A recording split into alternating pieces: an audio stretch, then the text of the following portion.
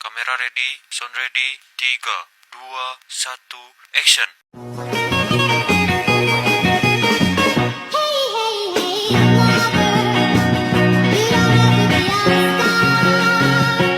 Assalamualaikum warahmatullahi wabarakatuh. Om Swastiastu, Namo Buddhaya, salam kebajikan bagi kita semua.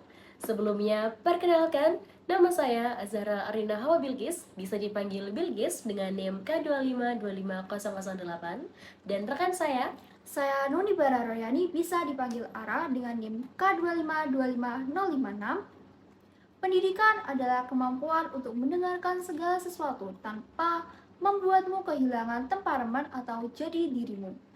Motivasi dari Robert Frost. Nah, pada kesempatan kali ini kami akan membahas mengenai tokoh-tokoh dari ilmu pendidikan. Dari saya sendiri, Bilqis, akan mempresentasikan mengenai Comenius. Dan saya, Ara, akan mempresentasikan tentang Noam Chomsky.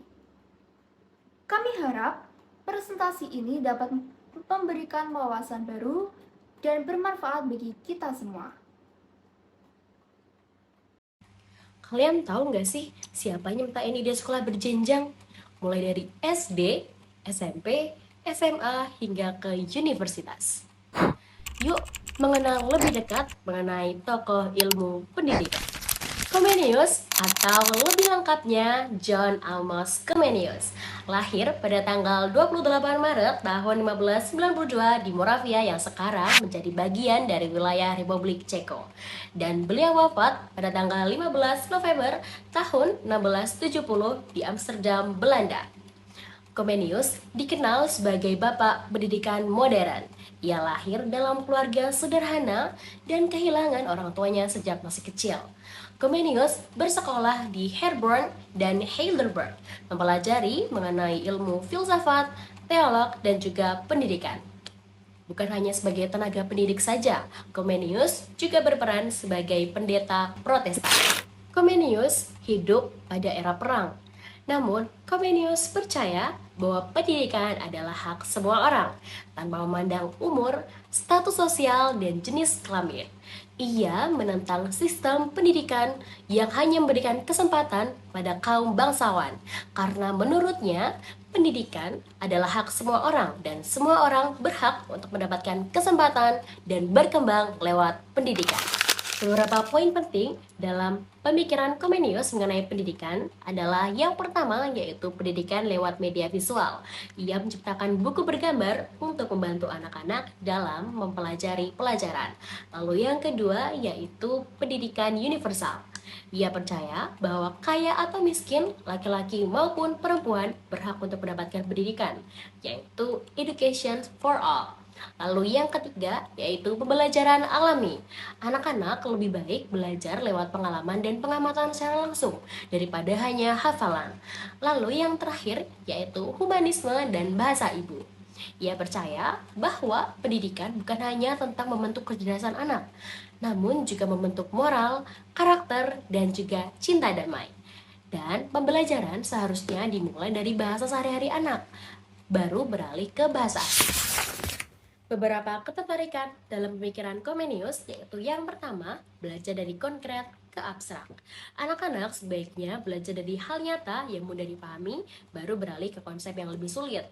Yang kedua, guru sebagai pembimbing. Peran guru bukan hanya untuk memberikan informasi, namun juga untuk membimbing, mendukung, dan menumbuhkan rasa ingin tahu. Yang ketiga, tujuan pendidikan. Comenius percaya bahwa pendidikan bukan hanya untuk menumbuhkan kecerdasan, tetapi juga menumbuhkan moral, karakter, dan nilai kemanusiaan. Selanjutnya, gagasan Comenius mengenai pendidikan berjenjang. Comenius menciptakan sistem sekolah yang secara teratur dan terstruktur. Yang pertama, sekolah dasar untuk menumbuhkan moral dan kebiasaan. Selanjutnya, sekolah menengah untuk meningkatkan kemampuan pemikiran dan kemampuan bacaan. Lalu, dilanjut sekolah lanjutan untuk memperdalam pengetahuan. Dan yang terakhir, universitas untuk menjadi ahli di bidang tertentu. Sistem ini menjadi dasar dari struktur sekolah yang ada di dunia, yang berarti gagasan Comenius masih relevan hingga sekarang. Jadi, bisa kita simpulkan, John Amos Comenius percaya bahwa pendidikan bukan hanya untuk membentuk kecerdasan, tetapi juga membentuk moral, karakter, dan nilai kemanusiaan. Ia percaya bahwa pendidikan adalah jalan untuk menuju perdamaian dan kemanusiaan. Dan John Amos Comenius bukan hanya dikenal sebagai bapak pendidikan modern, tapi juga perumus pertama sistem sekolah berjenjang yang menjadi dasar pendidikan kita hari ini. Sekian mengenai John Amos Comenius. Terima kasih. Bukan hanya sekadar ahli bahasa, melainkan seorang filsuf, kritikus, bahkan provokator ulung yang gagasannya menentang cara kita memandang bahasa, kekuasaan, juga terutama pendidikan. Yuk kita kenal lebih lanjut sesuatu tokoh inspirasi di dunia pendidikan yaitu Avram Noam Chomsky. Siapa sih sosok di balik nama besar ini? Avram Noam Chomsky atau lebih akrab dipanggil Chomsky lahir pada bulan Desember tahun 1928 di Philadelphia, Amerika Serikat. Walaupun dunia mengenalnya sebagai seorang profesor dan ahli linguistik, kepakarannya justru menjadi gerbang untuk merambah ke studi politik sejak tahun 1965. Selama lebih dari 5 dekade, ia menjelma menjadi salah satu suara paling kritis terhadap kebijakan luar negeri Amerika Serikat. Dengan lebih dari 30 buku politik yang telah ia tulis, karya-karyanya masih sering dianggap radikal oleh media arus utama. Next, masuk ke inti pemikiran Chomsky di bidang pendidikan. Bagi Chomsky, pendidikan bukan hanya sekedar mengisi gelas kosong, melainkan menyalakan api. Pemikirannya berakar kuat pada prinsip pencerahan yang memandang manusia sebagai makhluk bebas dan kreatif. Jadi, apa tujuan pendidikan menurutnya? Sederhana namun mendalam. Menurutnya, tujuan utama pendidikan adalah membantu individu menyelidiki dan berkreasi secara mandiri.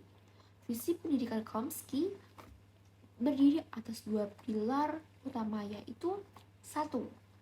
Self-direction learning yang mengkritik keras sistem pendidikan yang berorientasi pada ujian. Karena nilai yang sempurna tidak menjamin pemahaman materi sesungguhnya. Bisa saja ilmunya akan menguap begitu saja setelah ujian selesai. Sebaliknya, ia mendorong pembelajaran mandiri yang memungkinkan peserta didik atau individu mengikuti minat dan bakat mereka sendiri, bukan sekedar menghafal materi yang telah disodorkan. Fokusnya adalah kualitas pemikiran, bukan kuantitas informasi.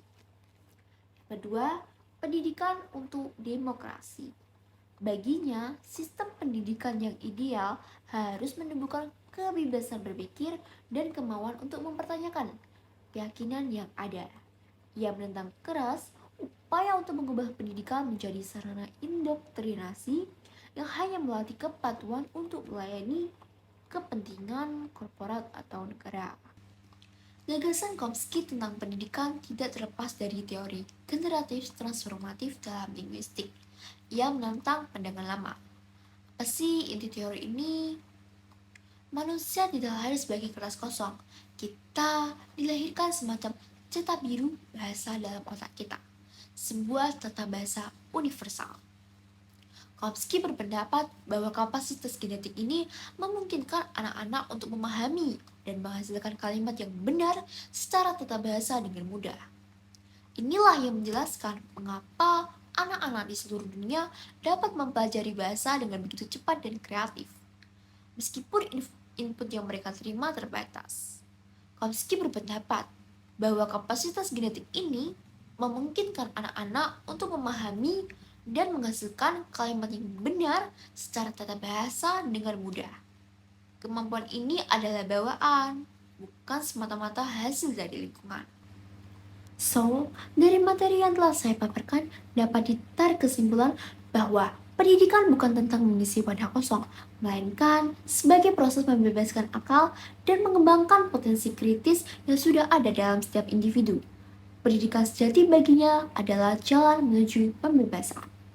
Sedikit kata-kata dari Noam Chomsky, Tujuan pendidikan adalah menolong masyarakat untuk belajar mengenai dirinya sendiri. Kamu adalah pelajar, bagaimana mencapai ilmu di pendidikan, dan terserah kamu menentukan bagaimana kamu memahami dan menggunakannya.